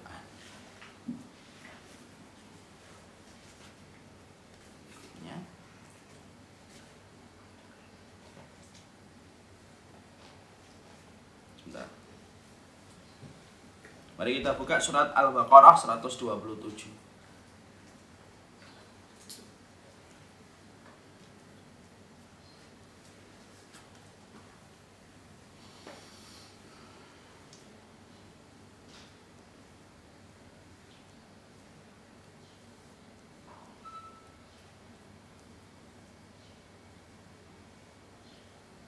Dah?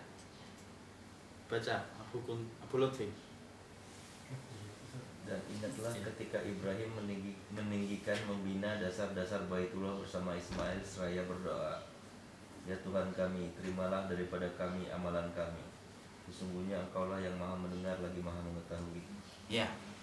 Wa id yarfa'u Ibrahimul qawaida minal baiti wa Ismailu rabbana taqabbal minna innaka antas samiul alim. Maka sesungguhnya di dalam ayat ini ada banyak pelajaran pula yang kita petik. Yang pertama adalah bahwasanya Nabi Ibrahim adalah yang membangun Ka'bah, yang meninggikan fondasi-fondasi Ka'bah itu adalah Nabi Ibrahim alaihi salatu wassalam bersama siapa? Bersama Ismail. Berarti kita bayangkan ya betapa besarnya pahala yang mengalir kepada mereka berdua. Karena setiap hari, setiap waktunya Ka'bah tidak pernah sepi. Kita bisa bayangkan itu. Bagaimana beruntungnya Nabi Ibrahim ketika dia beruntung bersama Ismail. Kemudian yang meninggikan fondasi Ka'bah itu adalah mereka berdua. Dan hari ini pun masih mengalir ketaatan dan ibadah di Ka'bah. Maka mengalir pula karena itu merupakan ketaatan, buah dari ketaatan yang dilakukan oleh Nabi Ibrahim dan Nabi Ismail alaihissalam. Pelajaran yang kedua yang kita dapati itu apa? Bahwasanya para nabi adalah orang-orang yang mereka itu ketakutan kondisi hati dan sanubarinya. Kenapa? Nabi Ibrahim itu Khalilur Rahman, kekasihnya Allah. Tetapi ketika Nabi Ibrahim itu mendapatkan dari Allah langsung bahwasanya dia itu adalah kekasihnya Allah, itu tidak menjadikan Nabi Ibrahim itu hatinya tidak penuh rasa takut. Tidak ada itu, walaupun disebut kekasihnya Allah itu namanya orang yang beriman, hatinya penuh rasa takut. Yang beda kan kalau kita, ya apa? Kalau ada orang yang ngomong saya cinta banget mas sama kamu mas, itu biasanya hati kita, oh sudahlah ini jadi milik saya dia. Beda dengan Nabi Ibrahim. Nabi Ibrahim itu ketika beliau diangkat oleh Allah menjadi kekasihnya, tetapi hatinya Nabi Ibrahim itu ketakutan. Mana Ustaz dalil yang menunjukkan ketakutan? Itu loh. Ketika doanya Nabi Ibrahim berkata, Rabbana taqabbal minna innaka antas samiul alim. Nabi Ibrahim itu khawatir bahwasanya amal yang dia lakukan ketika membangun Ka'bah itu tidak diterima oleh Allah. Ketika kemudian dia khawatir, makanya kemudian Nabi Ibrahim itu berdoa, Rabbana taqabbal minna, ya Allah terimalah apa yang kami bangun, sesungguhnya Engkau adalah Maha mendengar lagi Maha mengetahui. Orang yang beriman itu hatinya ketika beramal itu jangan merasa pede dengan amal yang telah dikerjakan. Kenapa? Tidak ada yang menjamin amal kita itu pasti diterima. Seorang petani aja tidak pernah mampu memastikan bahwasanya dia akan panen kok. Seorang pegawai saja tidak mampu memastikan kalau dia memberikan laporan kepada atasan itu pasti diterima oleh atasan. Maka kurang lebihnya orang yang beriman itu sebagaimana hatinya Nabi Ibrahim. Walaupun dia bergelar dengan Khalilur Rahman, tetapi tidak menjadikan dia itu merasa pede dengan apa yang telah dia kerjakan. Dia mengetok pintu langit supaya amalnya dia itu diterima oleh Allah. Nah, ini pentingnya yang ketiga apa? Penting loh meminta amal kita diterima dalam untayan doa itu penting. Kenapa? Setan itu selalu membuat kita yakin apa ibadah kita itu pasti diterima. Itu setan. Orang itu kalau merasa yakin ibadahnya telah diterima itu apa? Ya apa adanya dan ala kadarnya. Kita dia mudah merasa pasti diterima kok. Apalagi ditambah lagi dengan sebuah jargon yang baik tapi sering menipu. Apa itu? Allah kan maha baik, Allah maha tahu deh insya Allah. Nah, ini apa? Ya sudah akhirnya tidak memperhatikan dalil, tidak memperhatikan ittiba. Sudahlah Allah maha tahu kok. Allah maha baik insya Allah. Padahal enggak loh. Di situ kita mendapati Nabi Ibrahim itu adalah Nabi yang setiap dia melakukan sesuatu, Nabi Ibrahim itu berdoa. Antum kalau baca di dalam Al-Quran, itu banyak sekali doa-doanya Nabi Ibrahim itu yang diabadikan oleh Allah di dalam Quran. Ya atau tidak? Banyak sekali doanya Nabi Ibrahim itu. Jadi salah satu doa Nabi yang paling banyak di dalam Al-Quran itu adalah Nabi Ibrahim. Saya tidak bisa mengatakan yang paling banyak, tapi yang saya lihat banyak itu adalah Nabi Ibrahim. Ternyata di situ kita mendapati Masya Allah itulah rasa takut yang membuncah di hatinya Nabi Ibrahim. Ketakutan itu yang menjadikan Nabi Ibrahim itu tidak pernah lepas dari doa. Padahal kedudukan dia itu apa? Khalilur Rahman, kekasihnya Allah loh. Tidak pernah itu Nabi Ibrahim berkata insya Allah diterima, kan saya kekasihnya yang di atas. Tidak pernah ngomong gitu. Gini-gini kekasihnya ini. Gini-gini jangan. Ya Masya Allah, Nabi Ibrahim mengetok pintu langit bahkan sampai kemudian supaya anak-anaknya tidak kena kesyirikan pun Nabi Ibrahim itu meminta Rabbi wajnubni wa bunayya anak budal asnam. Tuh doanya Nabi Ibrahim lagi. Kemudian doanya Nabi Ibrahim kemudian apa?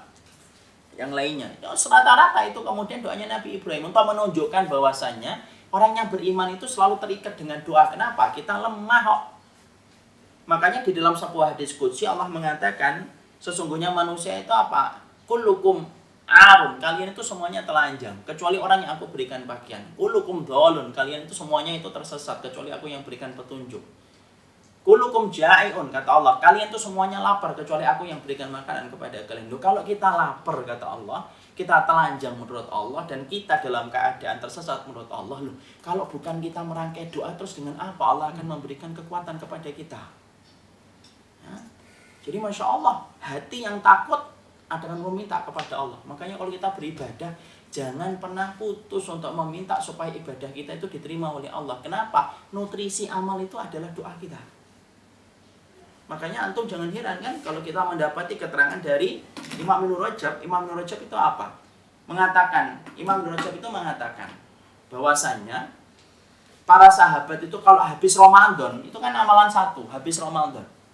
Kanu yad'unallaha fi sittati asyhurin ayataqabbala minhum a'malahum.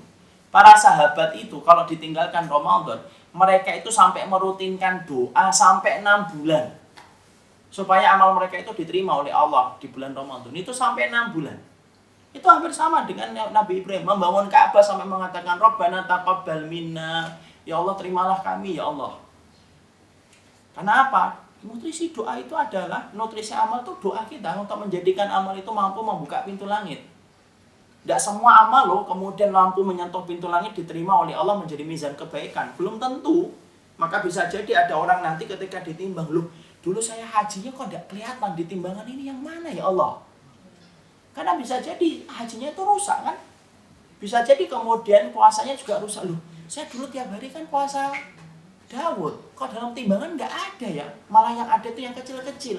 Bisa jadi rusak. Kenapa? Banyak sekali perkara-perkara yang amal itu yang tidak diterima oleh Allah ketika tidak sesuai dengan apa yang ditetapkan oleh Allah.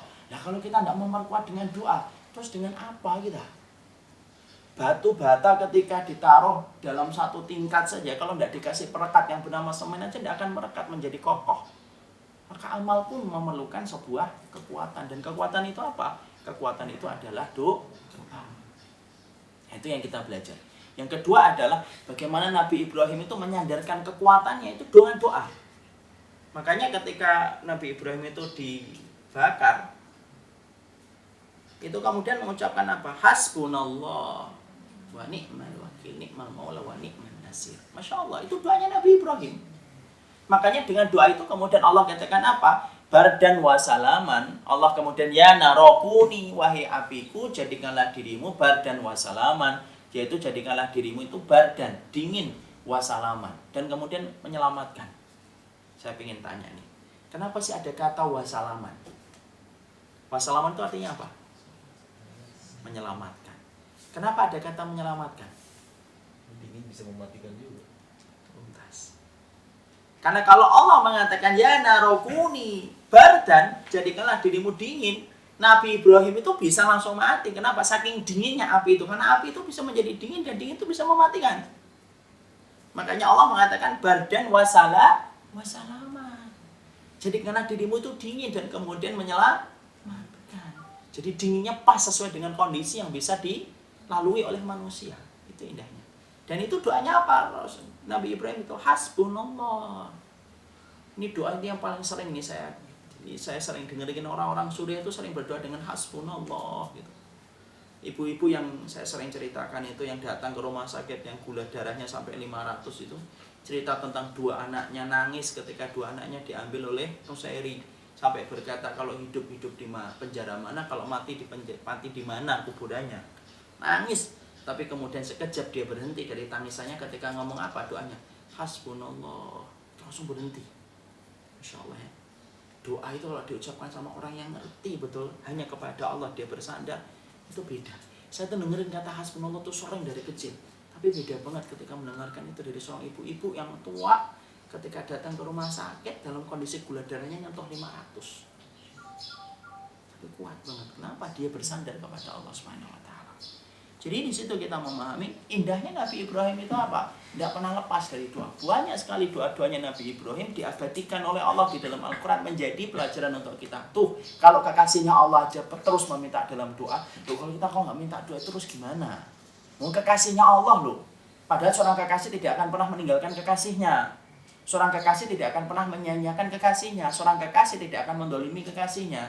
Itu kan kalau kita bicara antara Ibrahim dengan Allah kan gitu. Mau kekasih kok, Allah yang menyebutnya Khalilur Rahman kok. Tapi ternyata Nabi Ibrahim tidak pernah lepas dari doa. Kenapa? Dahsyatnya doa. Dan itulah yang harusnya menjadi sumber kekuatan bagi hambanya Allah. Doa, doa, dan doa. Itu yang kedua. Sekarang yang ketiga. Kita ambil. Yang ketiga mari kita baca surat As-Saffat 102.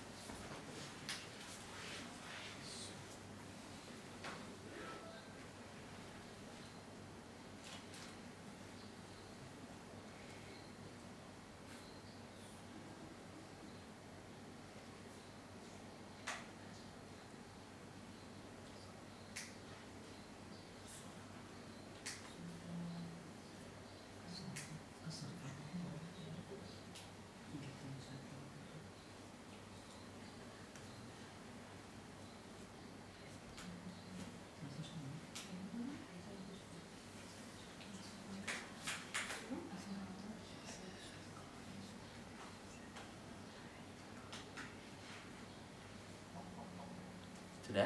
Kita baca. Siapa yang datang? Baca. Maka tatkala anak itu sampai pada umur sanggup berusaha bersama-sama Ibrahim, Ibrahim berkata, hai anakku, sesungguhnya aku melihat dalam mimpi bahwa aku menyembelihmu. Maka pikirkanlah apa pendapatmu.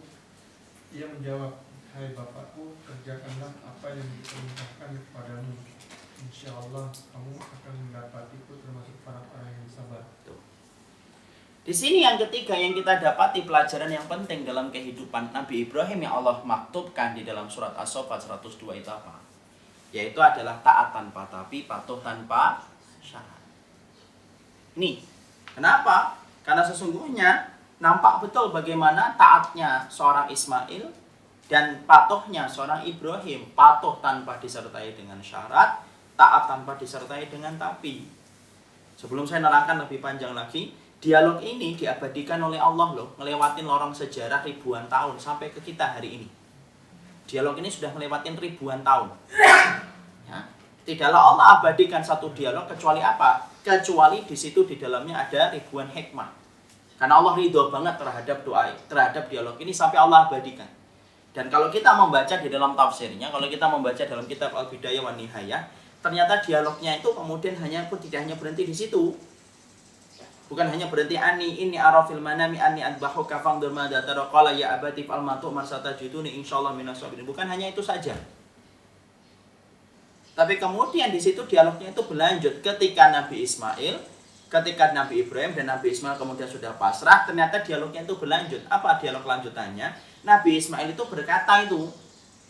Nabi Ismail itu berkata kepada siapa? Nabi Ismail berkata kepada Ibrahim, usdud ribati hatta la at-tarib.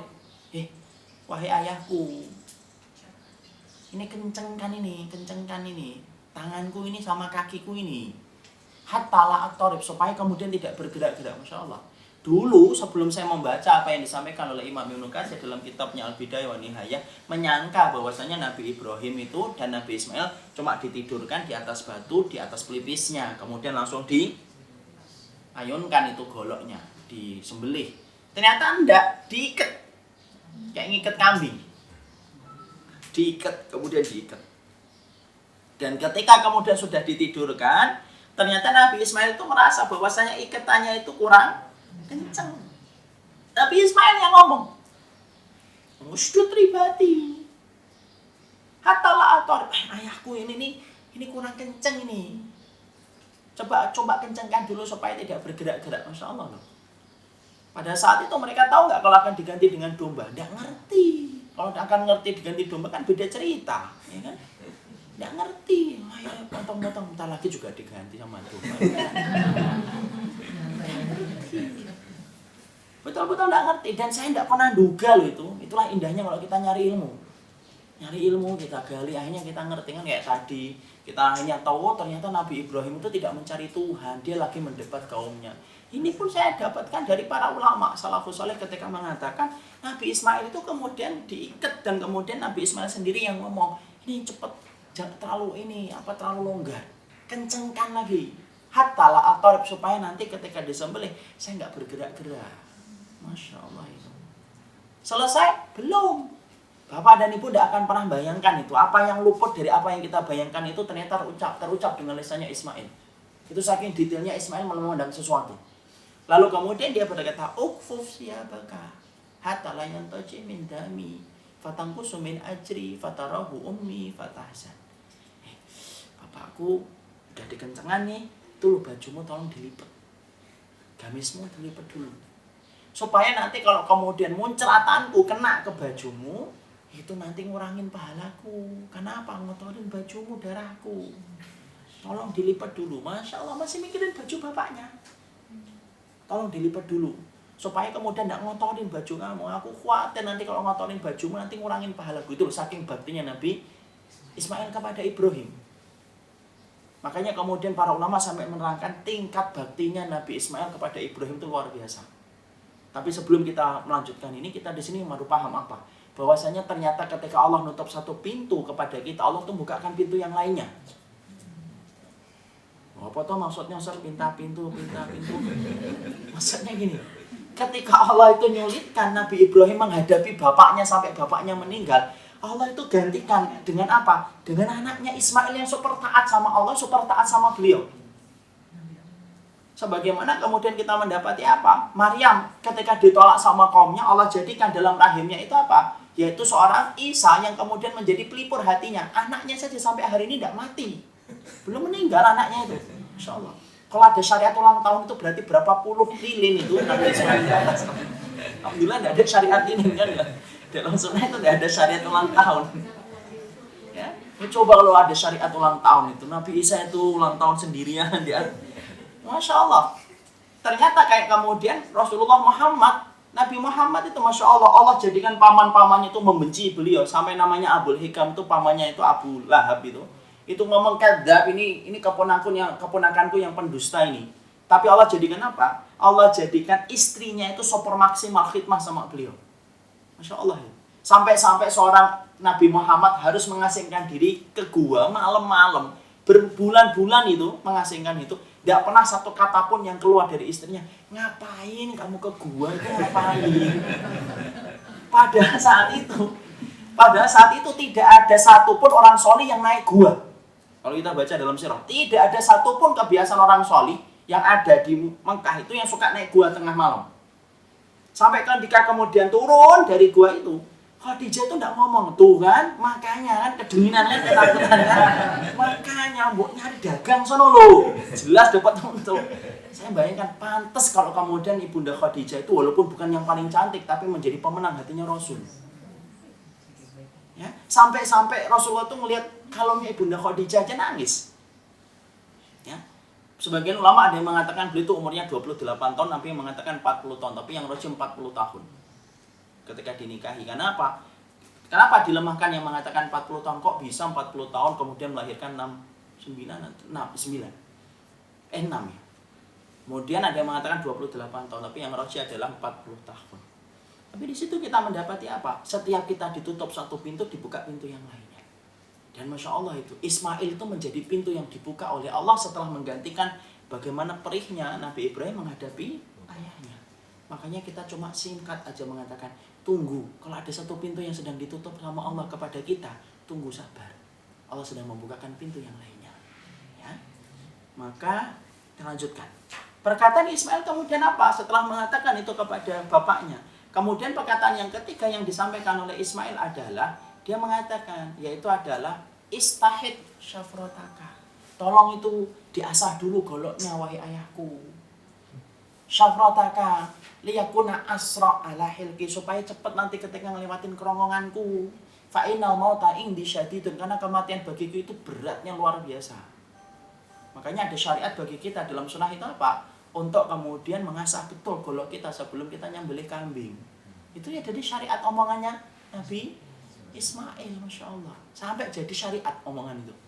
Maka kemudian setiap gajal itu kemudian diperintahkan bagi mereka untuk kemudian mengasahnya. Kemudian yang berikutnya apa? Selesai? Belum. Omongan Nabi Ismail kemudian berikutnya adalah fa'idha ra'aita ummi fa'ablik minni salaman. Kalau nanti sudah ketemu ibu, kalau sudah mati, sudah putus ini leherku, nanti kalau ketemu ibu sampaikan salam ya. Mungkin kita ada yang bertanya, di mana Ibunda Hajar saat itu? Para ahli sirah kemudian diterangkan dalam hidayah. Ibunda Hajar itu tahu kalau kemudian Ismail itu akan disembelih. Maka kemudian beliau itu menenangkan dirinya di satu tempat. Dia tidak ikut, tidak kuat untuk melihat. Tapi Ibunda Hajar tahu, Ibunda Hajar tahu. Ini anaknya mau disembelih itu tahu. Tapi kok Ibunda Hajar tidak ikut, namanya ibu. Yang ngeliatin darah mah pingsan duluan kan. Dia menghasilkan diri, dia menenangkan diri. Tapi tidak kemudian memberontak, tidak kemudian dia menolak. Padahal itu putra satu-satunya. Putra satu-satunya. Dan kita harus paham loh, dalam satu sirah diterangkan Nabi Ibrahim ketika kemudian mengunjungi Nabi Ismail itu hanya 3 kali. Kenapa? Karena Nabi Ibrahim itu tinggal di Palestina. Kemudian Ibunda Hajar tinggalnya di Mekah. Kalau kita ngelihat dialognya ketika ditinggalkan itu hampir-hampir kita itu tidak percaya ada seorang wanita semacam itu. Nabi Ibrahim itu meninggalkan, yaitu adalah Hajar bersama dengan Ismail yang saat itu sedang menyusu, itu cuma 2. Satu, tas dari kulit yang di dalamnya ada beberapa kurma, dan yang satu yaitu adalah kayak kemudian tempat air. 2 itu tok yang ditinggalkan. Kemudian Nabi Ibrahim mengarahkan kemudian tunggangannya menuju ke Palestina. Kenapa? Untuk kemudian bersama lagi dengan Sarah. Ya. Kemudian Hajar ketika diturunkan, kemudian ditinggal Nabi Ibrahim. Nabi Ibrahim tidak melihat ke belakang. Sampai kemudian Hajar berkata, kamu tinggalkan aku kepada sebuah tempat yang tidak ada kehidupan semacam ini. Kemudian Nabi Ibrahim tetap diam. Kemudian Hajar cuma berkata singkat setelah kemudian tidak dijawab oleh suaminya. Apakah engkau tinggalkan aku di sini karena perintah Allah? Nabi Ibrahim sembari tidak melihat mengatakan iya. Kemudian Hajar diam. Masya Allah. Padahal ditinggalkan di mana? di tempat tandus. Hari ini ketika kita ngeliat Ka'bah aja, Masya Allah, ngeliat Mekah aja masih tandus kok, apalagi dulu tidak ada kehidupan. Dan kemudian Nabi Ibrahim itu ngunjungin Ismail itu berapa kali? Kalau dalam Sirah Rahikul Maktum 3 kali tok. Dan salah satunya itulah di situ kemudian ada perintah untuk nyembelih Ismail. Hajar tidak ngomong ini gara-gara kamu sih kesini. Coba kalau kamu tidak kesini kan nggak akan ngimpi. Tidak ada omongan kayak gitu, Masya Allah. Padahal cuma ngunjungi 3 kali tok. Ya, dan itu atas perintah dari Allah Subhanahu wa Ta'ala. Tapi disitulah kita melihat, itulah yang disebut dengan apa? Taat tanpa tapi, patuh tanpa syarat. Ini yang hilang. Kehidupan iman itu kehidupan taat tanpa tapi, patuh tanpa syarat. Jadi kemudian syariat itu ternyata tidak membutuhkan kompromi. Apalagi kita ngomong yuk dikompromikan. Syariat Allah itu tidak dikompromikan. Ya kita harus patuh dan kita harus taat. Mau dapetin apapun kita harus patuh dan taat kok. Yang sering saya jadikan contoh tuh dapetin email Google aja harus patuh dan taat sama Google kok. Kita tidak bisa itu kemudian nolak. Kemudian nomor poin yang kelima saya tidak setuju Google. Nah, Google-nya gampang di ujung telepon ngomong ya sudah cari email yang lain. Padahal cuma cari email, E-M-A-I-L-A. Email itu harus patuh loh. Dapetin surganya Allah kok milih-milih. Kalau cocok diambil, tidak cocok ditinggal, ya tidak bisa lah. Itu bukan tipe khasnya, itu bukan karakteristik iman. Karakteristik iman itu ya taat tanpa tapi, patuh tanpa syarat. Dan ingat loh, mematuhi syariat Allah itu untuk menghidupkan kita sendiri. Kenapa? Karena pada dasarnya orang yang tidak ngikutin syariat Allah dan tidak mengikutin sunnah itu pada dasarnya dia mayat hidup. Mana dalilnya? Kita buka surat Al-Anfal 24. Al-Anfal 24.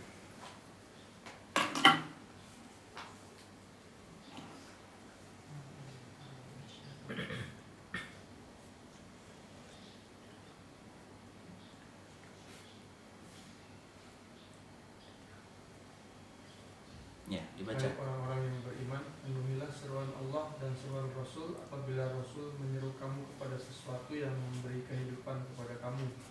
Ketahuilah bahwa sesungguhnya Allah membatasi antara manusia dan hatinya, dan sesungguhnya kepadanya lah kamu akan dikumpulkan. Ya. Di situ kita mendapati ya ayyuhalladzina amanu stajibu lillahi walir rasul idza ta'akum lima yuhyikum. Itu jelas itu. Wahai orang-orang yang beriman, penuhilah panggilan Allah jika kemudian memanggil kalian lima yuhyikum terhadap perkara yang menghidupkan kalian. Jadi syariat itu mengeluarkan kita dari kematian. Kenapa? Kebodohan itu kematian. Coba kalau kita nggak ngikutin syariat sunnah, nggak ngerti kalau kita disunahkan untuk ketika habis isya bergegas tidur. Nggak pernah tahu untuk menyebutkan kata bismillah ketika akan minum. Nggak pernah tahu bagaimana kita itu menjaga dari ikhtilat. Kenapa? Akhirnya bodoh, dan bodoh itu kematian. Ya. Coba kalau kita nggak ngerti sunnah itu. Satu hadis nggak ngerti sunnah aja rugi banget kita. Contoh nih, kita nggak ngerti hadis Rasulullah sunnah. Misalkan, inna kasna admil mayyiti kakasni admil hayyi. Mematahkan tulang orang yang mati sebagaimana mematahkan tulangnya ketika hidup. Nggak ngerti sunnah ini tok, hadis ini tok. Apa yang terjadi? Kita betul-betul menjadi orang yang bodoh ketika kita memperlakukan orang yang mati dengan kasar. Kenapa? Kita merasa orang yang mati sudah tidak merasakan apa-apa. Padahal apa? Rasulullah mengatakan mematahkan tulangnya orang yang mati sama dengan mematahkan tulangnya ketika dia hidup. Makanya syariat sunnahnya apa? Yaitu adalah diperlembut, diperhalus ketika memandikan jenazah. Akhirnya apa? Kita hidup, mengetahui ilmu. Satu hadis menjadikan kita beda dengan orang yang tidak mengetahui hadis itu. Makanya lihat kan? Ada orang yang sampai membakar ketika dia mati di apa itu? Dikremasi. Kalau di daerah Tibet itu sampai dipotong-potong, dikasihkan kepada burung-burung pemakan bangkai. Itu kan pada dasarnya kebodohan, dan kebodohan itu apa? Kematian. Makanya setiap ngikutin syariat itu apa? Menghidupkan kita. Makanya kan kadang-kadang kita ini kalau sudah ngerti kan, ya Allah dulu kok masih saya lakukan ya kayak gitu ya. Coba. Sering kita ngomong kayak gitu. Ya Allah, dulu bodoh banget ya kayak gitu aja saya mau. Coba. Kita sekarang baru belajar belum sempurna loh. Baru berproses saja sudah merasakan loh. Dulunya kok gitu ya kita ya, Masya Allah ya. Karena belum paham ilmunya gitu. Itulah syariat. Fungsinya apa? Fungsinya adalah untuk membangkitkan kita dari kematian. Apa? Cukuplah kematian itu disebut dengan kebodohan ketika kita tidak mengikuti sunnah. Ya. Kemudian yang berikutnya kita bahas, ya. Itulah pelajaran yang keberapa itu? Yang ketiga. Pelajaran yang keempat apa itu? Pelajaran yang keempat adalah kita ambil, kita bacakan dalam surat As-Saffat 9.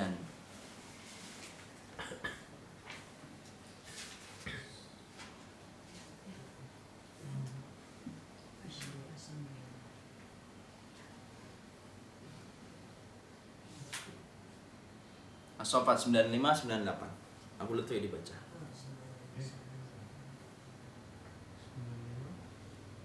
95-98.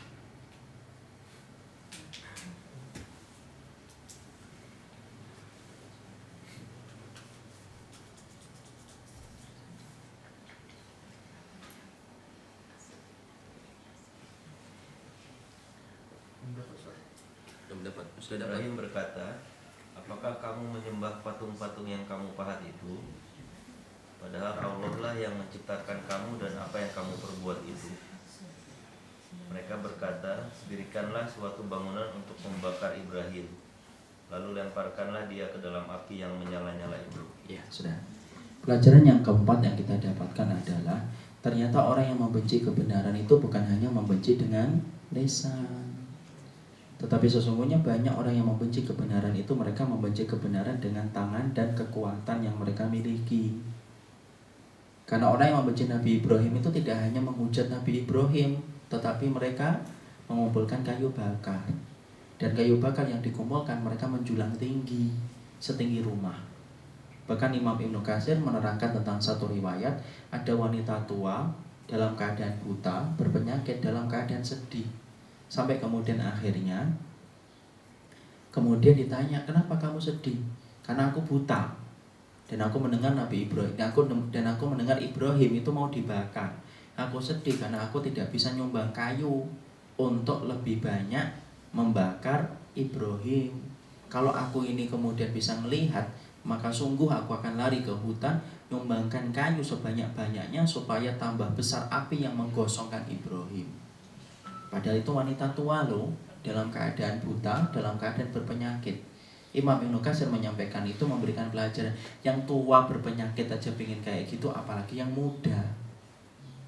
Kalau kemudian orang yang membenci kebenaran itu hanya dengan lisan, kejadian Suriah tidak perlu terjadi.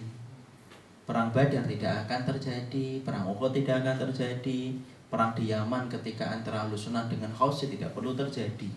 Tapi karena orang yang membenci kebenaran itu bukan hanya dengan lisan, tapi mereka dengan kekuatan tangan dan kakinya, disitulah kita paham kenapa ada perang Badar, kenapa ada perang Uhud, kenapa ada perang di Suriah, dan kenapa ada perang di Yaman. Makanya menjadikan kita harus betul-betul paham, membutuhkan betul. Islam itu butuh orang-orang yang kuat untuk melindungi kebenaran yang telah ditetapkan dan diturunkan oleh Allah Subhanahu wa Ta'ala. Itu yang keempat, ini singkat saja. Yang kelima, kita singkatkan karena sudah mau jam 3. Yang kelima, apa kemudian yang kita petik? Yang kelima adalah sesungguhnya berkontribusilah kepada Islam. Kenapa Ustaz? Karena ketika api itu membakar Nabi Ibrahim, ada 2 binatang yang ikut serta membantu memadamkan api. Bukan cicak, tapi adalah semut dan kemudian adalah kodok. Kalau kodok disebutkan oleh San'ani dalam kitabnya Subulus Salam, kalau semut disebutkan oleh Imam Ibnu Katsir. Ternyata banyak binatang yang memberikan kontribusi sama Islam, memberikan kontribusi untuk berpihak kepada kebenaran. Semut itu ketika ngambil air, tahu nggak kalau air yang diambil itu sedikit? Tahu. Mampu nggak membakar, mampu nggak memadamkan. Semut ngerti kok asapnya itu membumbung tinggi. Kalau dibaca-baca dalam riwayat itu membumbung tinggi sampai burung yang lewat itu nanti mati, saking panasnya itu. Semut ngerti, tapi semut itu memberikan kontribusi walaupun dengan air. Untuk apa? Untuk menunjukkan ini loh ya Allah, aku berpihak kepada nabimu. Sebagaimana kodok pun ketika ngambil, kodok pun juga tahu dia itu tidak akan mampu memadamkan api, tapi kodok tetap ngambil. Kenapa? Untuk menunjukkan ini loh yang aku bisa lakukan walaupun hanya dengan membawa air, walaupun tidak memadamkan. Ternyata makhluk-makhluknya Allah, binatang-binatang itu ternyata memberikan kontribusi ketaatan kepada tegaknya kebenaran. Sampai kemudian kita lihat laba-laba aja memberikan kontribusi kan. Ketika Nabi masuk ke dalam gua, langsung laba-laba itu membentuk jaring-jaring dia itu. Orang kemudian orang musyrikun yang hampir masuk ke dalam gua itu berpikir, tidak mungkin dong Muhammad masuk ke sini, wong di sini kemudian guanya sudah tertutup kayak gini kok dengan sarang laba-laba. Kalau Muhammad ngelewatin sini pasti sarang ini rusak. Tuh laba-laba itu. Ternyata kemudian mereka itu mencintai kebenaran. Pohon korma aja mencintai Rasulullah, mencintai sunnah, sampai nangis ketika tidak lagi dijadikan sandaran Nabi. Sampai daging beracun aja memberikan kontribusi, ngomong sama Nabi, saya ini beracun ya Rasulullah. Siapa itu daging beracun itu? Oleh Zainab bintul Haris dalam Khaybar kan. Maka dagingnya itu ketika akan dimakan dagingnya itu ngomong, saya ana masmum, saya beracun ya Rasulullah. Lalu daging beracun, pangkal korma, kemudian kodok, semut memberikan kontribusi, bahkan laba-laba memberikan kontribusi. Sama ini, kita itu dalam berislam bukan hanya menjadi sholih, tapi termasuk di antara pertanyaan besar itu kontribusi kita apa untuk tegaknya kebenaran ketika kita melihat hari ini kebenaran dinistakan dan dihinakan. Ya sesuai dengan kemampuan kita. Ada yang bisanya ngajak teman untuk ngaji, monggo, tapi jangan hanya memperhatikan kesolehan diri tok, ayo kita berikan kontribusi. Adakan kajian ataupun kemudian nyebarkan ilmu sesuai dengan kontribusi kita masing-masing. Kenapa? Penting loh supaya kita tidak kalah kualitas ketaatan kita dari semua. Supaya tidak kalah kualitas kita dari ketaatannya kodok dan kemudian makhluk-makhluk yang lainnya. Itu yang kelima. Apa yang keenam? Yang ketujuh, kedelapan, sembilan, dan 10. Waktu jualah yang membatasi. Tidak mungkin kita membicarakan Nabi Ibrahim dalam waktu 2 jam. Tapi yang jelas kita baru belajar. Ini saya dari kemarin-kemarin itu mau nyampaikan 10 itu selalu mentok di 4, 5, 6. 4, 5, 6. Ada yang 6 di satu tempat itu sampai 6. Padahal ini masih banyak yang kita harus bahas dari kisah indahnya Nabi Ibrahim. Kalau judulnya aja romantis kan, kisah kasih Ar-Rahman. Masya Allah, walaupun kita baru membahas 5. Tapi tidak apa-apa, semoga kita memetik pelajaran. Karena bicara tentang bulan Dzulhijjah itu tidak lengkap tanpa membicarakan Nabi Ibrahim alaihi salatu wassalam. Ini yang dapat saya sampaikan. Tidak ada pertanyaan? Tidak ada, insya Allah. Karena sudah mau menjelang asar, saya ada kajian di Cilandak, sudah dijemput kelihatannya sama ikhwannya. Barakallahu fikum, semoga Allah memberikan keberkahan. Saya senang banget kalau kemudian ngajar itu langsung pada paham sehingga tidak banyak bertanya. Insya Allah nanti lain kali di majelis yang lebih lapang kita ada pertanyaan, insya Allah. Ini yang dapat saya sampaikan. Subhanakallahumma wa bihamdika, asyhadu an la ilaha illa anta, astaghfiruka wa atubu ilaik. Assalamualaikum warahmatullahi wabarakatuh.